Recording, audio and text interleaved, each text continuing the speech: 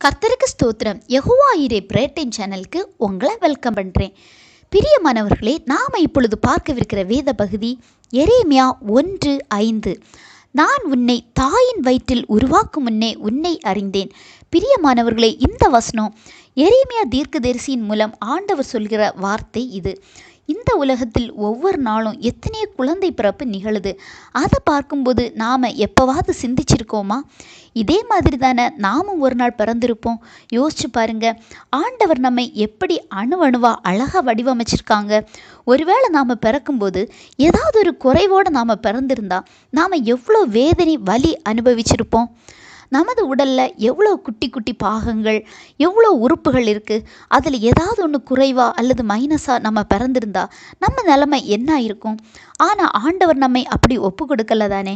இவ்வளவு நுணுக்கமாக நம்மை பார்த்து பார்த்து வடிவமைத்த தேவன் உலக பிரச்சனைகளில், பலகீனங்களில் நம்ம பாரப்பட்டு வேதனைப்படும்போது நம்மை விட்டு விலகி இருப்பாங்களா?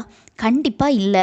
அதனால தான் இப்படி சொல்லப்பட்டுள்ளது, நான் உன்னை தாயின் வயிற்றில் உருவாக்கும் முன்னே உன்னை அறிந்தேன்னு.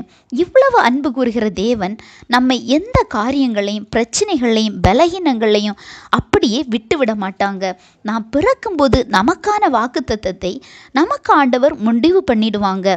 நாம் தான் சரியான அந்த லெக்கை நோக்கி போகணும். நாம் பிறந்த அந்த நொடி முதல் தேவன் நமக்கு வழிகாட்டியா நம்ம கூட தான் இருக்கிறாங்க. இதை மனதார விசுவாசித்து நீங்கள் ஜெபிக்கணும்.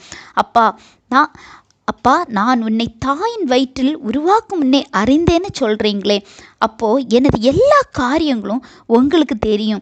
எனது இந்த காரியத்தில் ஒரு அற்புதம் செய்யுங்க. ஏன்னா நான் உங்கள் பிள்ளை, என்னை முழுசாக உங்கள் கருத்தில் அர்ப்பணிக்கிறேன்.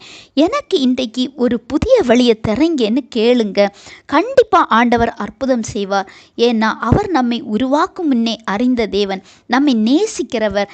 எனவே இப்படி ஜெபிக்கும்போது கண்டிப்பாக ஆண்டவர் புதிய வழிகளை திறந்து உங்களை ஆசீர்வதிப்பாங்க. ஆண்டவர் தாமே இந்த வசனங்கள் மூலம் உங்களை ஆசீர்வதிப்பாராக.